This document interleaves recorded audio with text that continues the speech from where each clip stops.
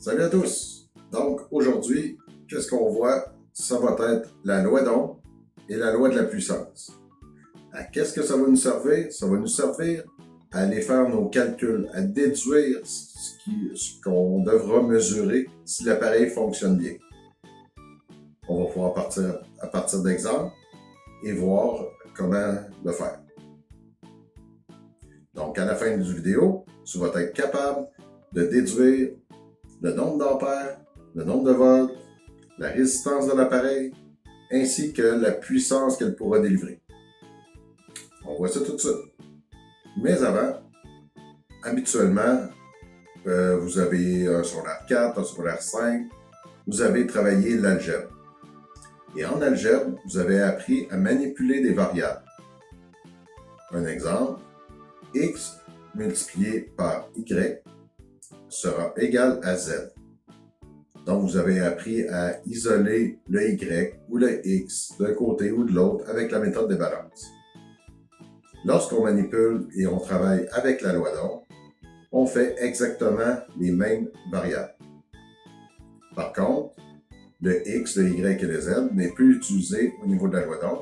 Ce sera plutôt E pour la tension, I pour l'intensité du courant, R pour la résistance et P pour la puissance qui est nommée en watts. Donc, on regarde ça au niveau de cette roue-là, ici, qu'on peut avoir et qu'elle nous indique comment, quelle est la loi. Donc, la loi sera toujours la tension E est égale à la résistance multipliée par l'intensité qui circule à l'intérieur.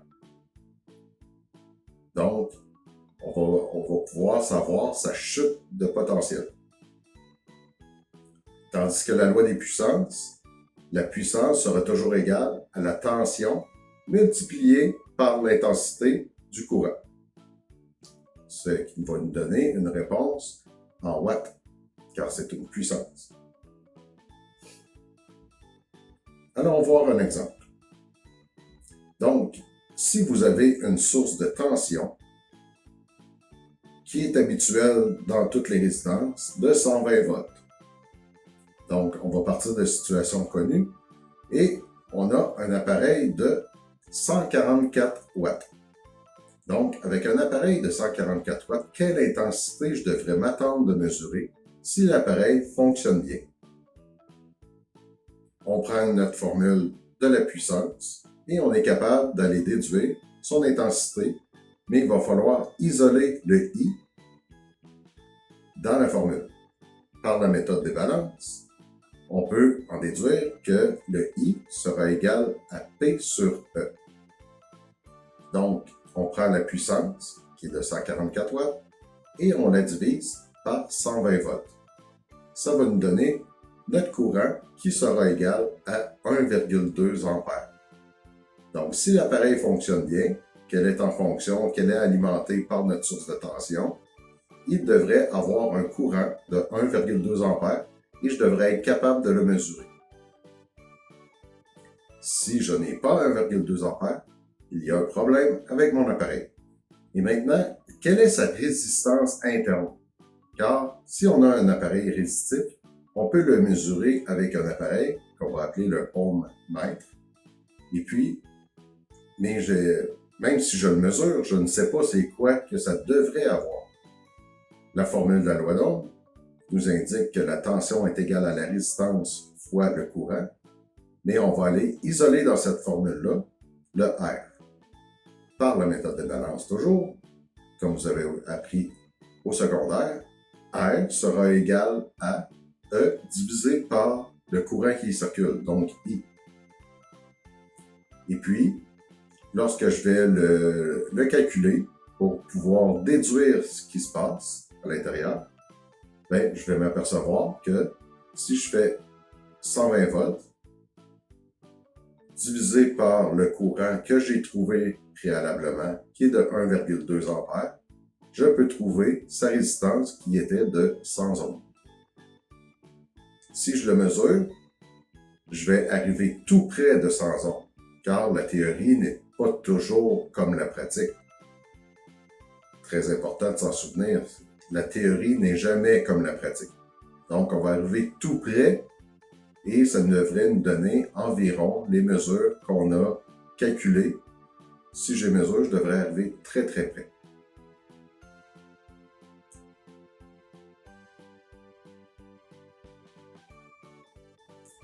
Si vous observez bien, dans les circuits, il suffit toujours de trouver deux informations.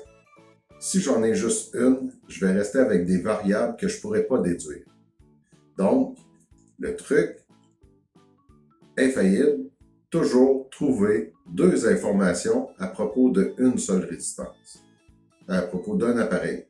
Que vous ayez une résistance ou une source de tension, si vous avez deux informations, vous pouvez commencer à déduire en manipulant les formules pour arriver à votre fin. On a, pour vous aider, ils ont inventé la roue de la loi d'Ohm, qui sont toutes les déclinaisons possibles et inimaginables que vous pouvez avoir avec ces deux formules-là qui sont interreliées. Donc, je vous la présente ici. Vous avez un exemple dans le lien, dans les commentaires, dans la description. Vous allez avoir comment on est procédé pour avoir toutes ces déclinaisons-là via un outil que j'ai créé. Donc, maintenant, vous êtes capable de déduire ce que vous seriez supposé de mesurer et savoir si c'est bon. Faites attention, ceci marche uniquement si vous avez des appareils résistifs, donc qui chauffent. Parce que des watts, ça fait uniquement chauffer.